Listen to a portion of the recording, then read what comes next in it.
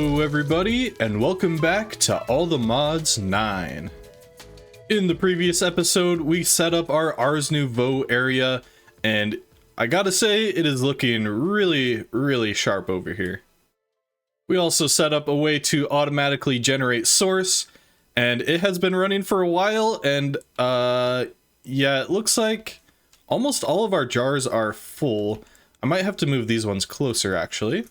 So, in between episodes, I have been doing quite a lot of work, mostly doing some side things, doing some exploration, as you might have seen in the sort of little intro that I did. I went to the Nether, and I basically went caving, because apparently this mod pack has mine shafts in the Nether. So I visited a few of those, and yeah, I also got a decent amount of netherite. Now, I was planning on using it to upgrade my tools, but I think I'm gonna wait on that for just a little bit. I still need to figure out if netherite is good, honestly, in this mod pack. It might be better to just save it for like a machine or something, so yeah, I think that's my plan going forward. I also spent a good amount of time going through and upgrading a lot of our collection chests. So this is a diamond chest, which means it's upgraded to, I think this is 2 double chests, if I recall, in size. And then I also gave it a stack upgrade diamond tier, which means that we can store 1024 items in each slot. So yeah, this and also this farm will now be able to be run for quite a while. I had a lot more bamboo, but I've actually been using it over here. And yeah, you might have noticed I got rid of all the chests over there, and we'll go and look at that in a second. But I moved our smelting system over on this side. And yeah, I've just been using the bamboo over here. And yeah, I also upgraded this. I just have a tier 3 or a gold upgrade on this. I'll probably, when I get some more diamonds, I'll probably upgrade this as well. So yeah, we got that. Here's all of our ores still smelting away. It's gonna take quite a while to get through all of this. And yeah, so what I also did in between episodes was, like I said, I got rid of all these chests, and yeah, I filled out the house in here. So this wall hasn't changed much, but I did actually manage to make a storage controller. The reason why I didn't do this before was because we needed quartz in order to make this. Now that we have access to the Nether, we can actually make these. So all of these drawers are filled with things. I kind of need to reorganize it because there's a lot of things here that aren't stackable, like the flint and steel there. But yeah, they're all connected, and if I have items in my backpack, I can shift right click and yep, you'll see that it says 22 stacks deposited, and they probably went in some random location. And then just quickly, I have my non-stackable items here, as well as some items that I couldn't quite find a place for. One thing I want to do eventually is replace some of these with compacting drawers, which will allow things like gold ingots, gold nuggets, and gold blocks to be stored in a single block, or in a single drawer. And that should just help in general with decluttering some things. So yeah, we have a ton of darkstone. I think this is from the Nether, just from mining. And then, yeah, here's all of my gems from Apotheosis. Eventually, I want to make like a full suit of like really overpowered Apotheosis armor. But I think I want to wait until I'm a little bit further in the mod pack to actually do that, so that we can upgrade some better armor rather than just our regular old diamond armor. Oh, and a smaller thing that I forgot to mention in the previous episode, I got a few villagers set up here, and I did get mending on one of them. I can't remember which one. Yep, this one right here. And I have it on just my pickaxe and my sword at the current moment. Alright, so what I want to do today, it's going to be a little bit more of a chaotic episode. I think I want to do a few things. I'm not really sure the overall plan for today, but the first thing that I want to do today is actually upgrade my spell book. We can do that pretty easily. All we need is some blaze rods, diamonds, obsidian, and blocks of quartz. Now, the reason I went to the nether yesterday, besides being able to get quartz, is for these blaze rods. So we can grab 3 diamonds, piece of obsidian. I'll just grab a stack of quartz for now. And finally, a couple of blaze rods. We'll get some of these converted into blocks of quartz, and we should now be able to upgrade our spell book. So what this does is allows us to use tier 2 glyphs. And if we go over to our Ars Nouveau area, and we right click on our scribe table here, if we go to tier 2, everything that we have here is available for our book. Now, I think I did this in between episodes. I got the extract glyph, which basically acts as Silk Touch. Now, I didn't have it available yet because it is a tier 2 glyph. But if I press C, we can go to, we'll go to our mold earth, and let's go to extract and then amplify, I believe.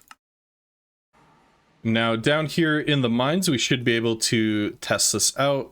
So if we break that piece of redstone, it got vacuumed up into my bag, but yep, there we go. Now I'm curious how many levels of amplify that we're gonna need to extract diamonds. Oh, and there was a creeper in my mine shaft. Just kill him really quick. And by the way, I don't think I've shown this before on a video. This is my mine shaft. This is beneath my island. The way I do this is I just go to large tunnel 3x3, and we just go and mine just like that. It's so fast with FTB Ultimine. Here we go. There's some diamonds. So I want to go to mold earth and try to extract it. Oh, it works. Okay. Easy. So that's a really... Oh, I just disappeared. That's a really easy way to get Silk Touch using Ars Nouveau. So one problem that I've sort of encountered with using drawers is that unstackable items and sort of random items that you might only get like 1 or 2 of, they tend to take up a lot of room, and we just have to keep continually expanding our drawers until we have every possible item in the world. But what that ends up doing is kind of making a cluster mess over here, where I just have a random chest full of random things. So I think what I want to do today is actually sort of get myself geared towards getting a refined storage system up and running. So I just went ahead and cleared my list of recipes over on the left-hand side, because we're going to need quite a few things to actually get this up and running. Just to start us off though, what we're going to need is a disk drive, a controller, and a crafting grid. So for these machines, it is really just a lot of nested recipes. So the crafting grid is a crafting table, grid, and an advanced processor. And to craft the grid is a machine casing, a bunch of these different cores and processors. And yeah, it's gonna be not hard to make, but definitely a little bit time consuming. One thing that we're going to need quite a bit of is the processor binding, so I'll just make 16 for now. If we need more in the future, I'm gonna have to go and find some slime. That might be a bit of an issue, but we'll deal with what we have for now. So I think I want to start by making the controller. One thing that we'll also need a lot of is this quartz enriched iron. It's just 3 pieces of iron mixed with another quartz.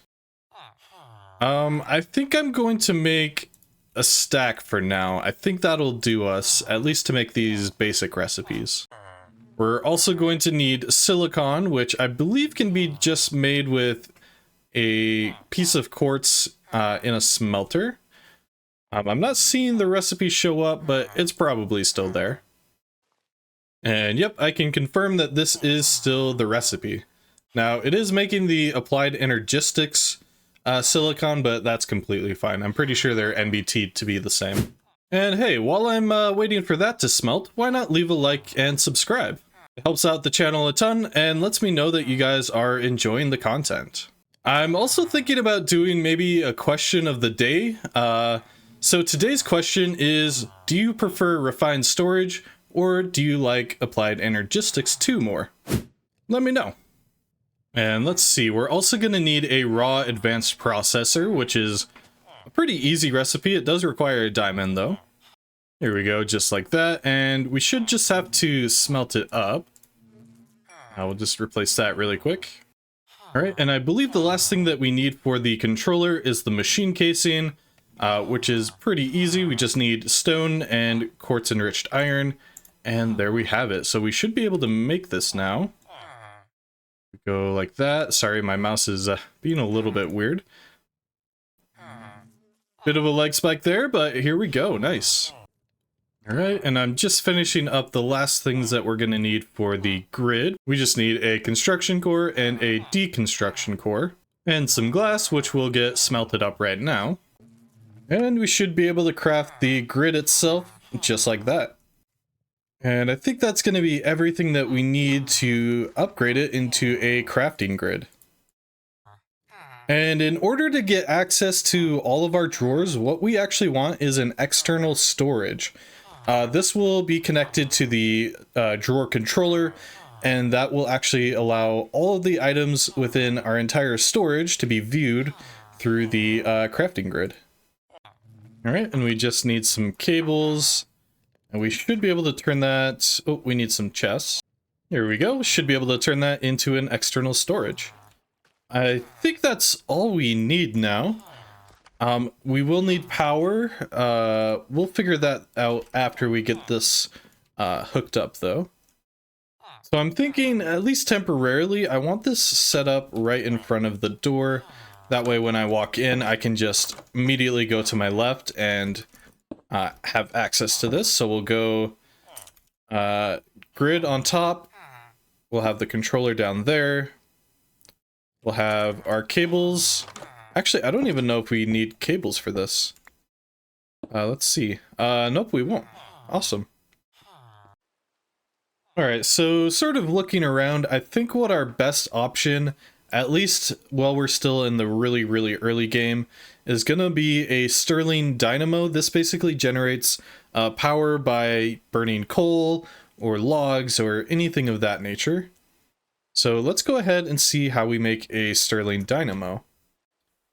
Overall, it's not too bad. It's just going to be, I believe this is gold and redstone, some iron, and a few pieces of stone. Here we go. That should be our very, very temporary power. I think I mentioned this a few episodes ago, but I kind of want to go for more of a nuclear power option. So hopefully we can get into that eventually.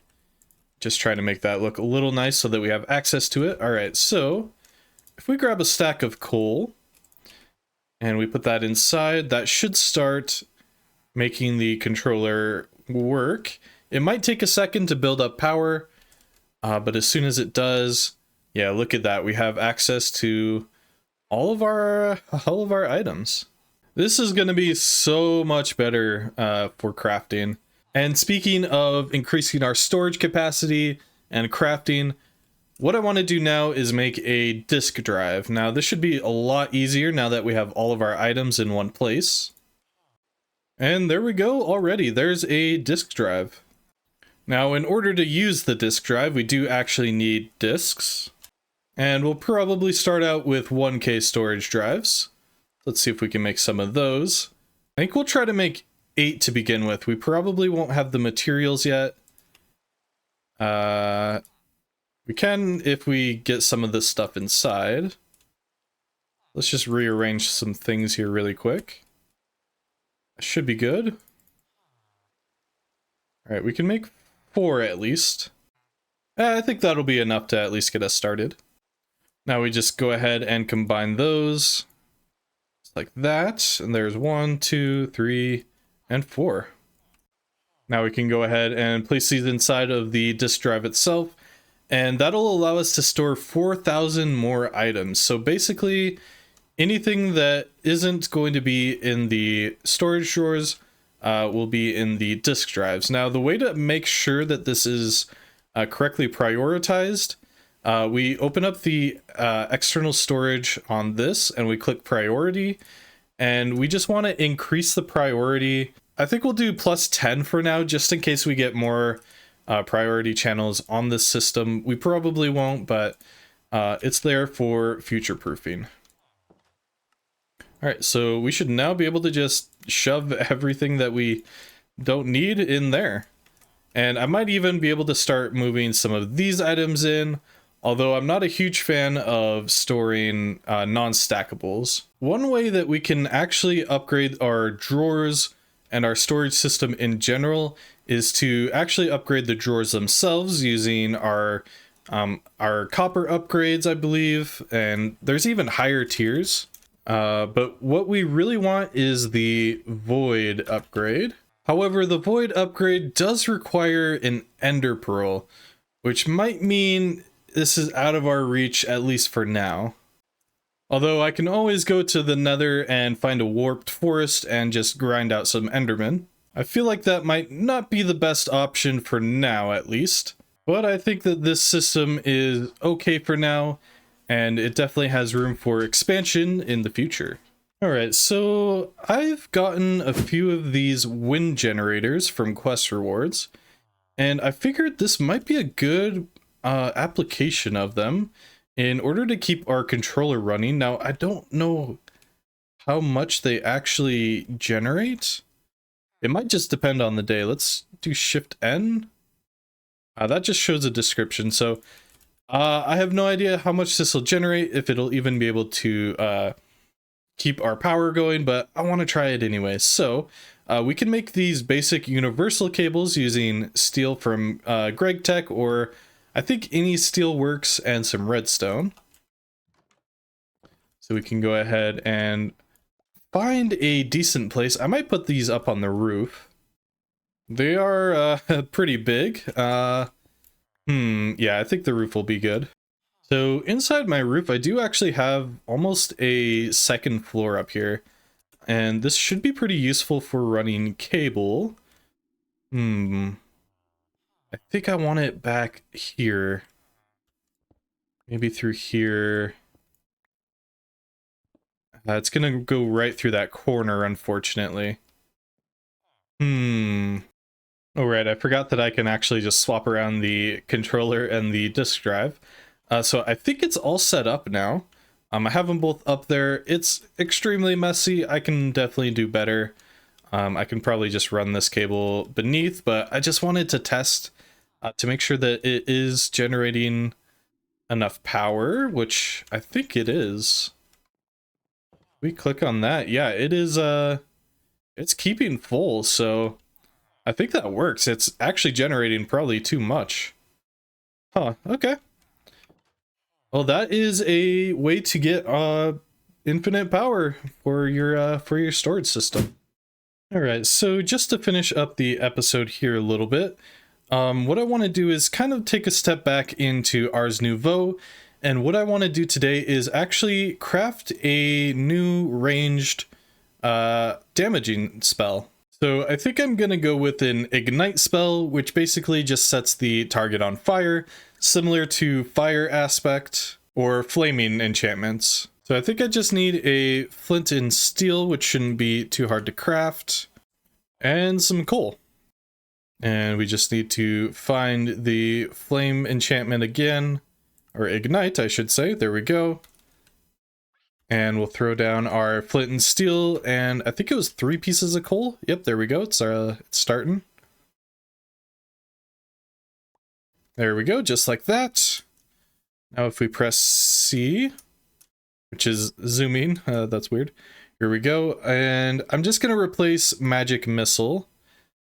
We'll keep harm. We can even keep the amplify. But I want ignite And let's see.